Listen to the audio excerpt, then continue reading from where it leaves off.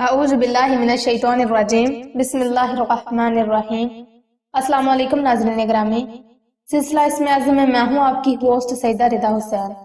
आज की इस वीडियो में हम आपको जहेज़ का इंतज़ाम करने का अमल बताएंगे।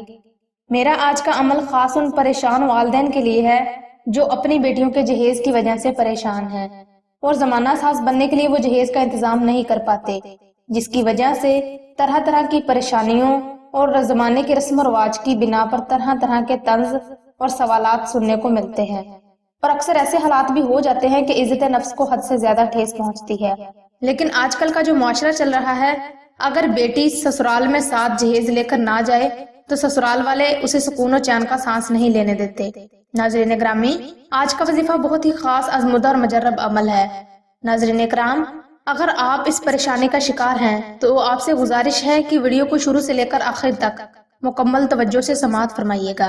नाज़रीन इकराम, अब हम आपको जहेज के इंतजाम का अमल बताते हैं और फिर बाद में इसका पैटर्न और सीक्वेंस बयान किया जाएगा। मोहतरम सामीन, जहेज के इंतजाम का अमल कुछ यूं है। नादे अली। नाज़रीन इकराम, जैसा कि आप अच्छा तरीका से जानते हैं कि किसी भी अमल और वजीफा को करने के लिए उसकी शराइत और जवाबत पर अमल करना लाजमी होता है, लेकिन कुछ लोग इस बात को इग्नोर कर देते हैं और देन आफ्टर उन्हें शदीद नाकामी का सामना करना पड़ता है।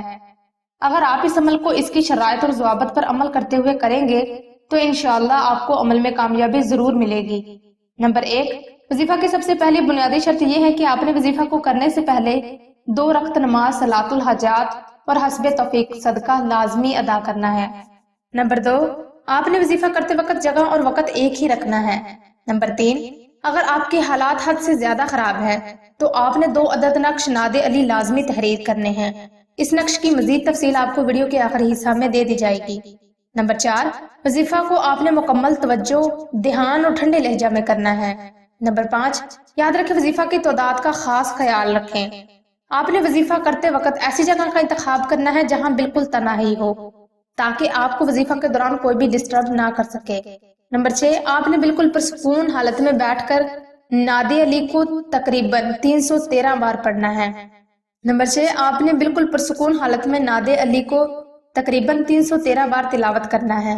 याद रहे, अमल के अव्वलो आखिर में 11 मरतबा दुरूद इब्राहिमी लाजमी पढ़ना है।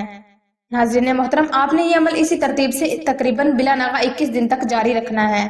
नाज़रीन ग्रामी, अब हम वीडियो के आखिरी हिस्सा की जानिब चलते हैं जिसमें आपको नक्श नादे अली की तफसील मुहैया की जाएगी। नाज़रीन इकराम, अगर आपके हालात हद से ज्यादा खराब हैं या किसी शदीद वजूहात का शिकार हैं तो आपने नक्श नादे अली लाजमन तहरीर करना है। इन नकोश की बिना पर ना सिर्फ आपका जहेज का बेहतरीन इंतजाम होगा बल्कि ससुराल वाले भी ताउम्र आपकी बेटी और आपकी भरपूर इज्जत करने और खैर ख्वाही करने पर मजबूर हो जाएंगे।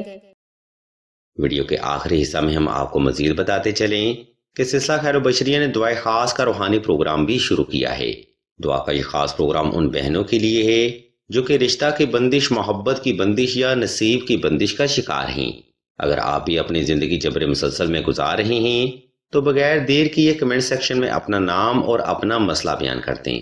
सिलसिला के बुजुर्ग इंशाल्लाह आपके लिए दुआ खास भी करेंगे और हर रोज की दुआ में आपका नाम खुसूसी तौर पर लिया जाएगा।